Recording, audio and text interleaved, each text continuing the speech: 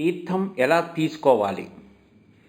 గుడిలో దైవ దర్శనానంతరం పూజారులు అకాల మృత్యుహరణం, సర్వవ్యాధి నివారణం, సమస్త పాపక్షేకరం, ఆ దేవుడు లేదా దేవత నామం స్మరించుకుని పాదోదకం పావనం శుభం అంటూ తీర్థం ఇస్తారు. తీర్థం అంటే తరింపజేసేది.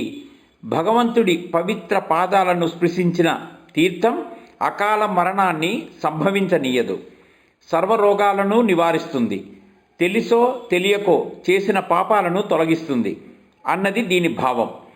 భగవదార్చనకు ముందు అది జలం మాత్రమే, కానీ పూజానంతరం అందులో తులసి, శ్రీగంధం, కేసరి, పచ్చకర్పూరం మొదలైనవి కలిసి తీర్థంగా రూపాంతరం చెందుతుంది.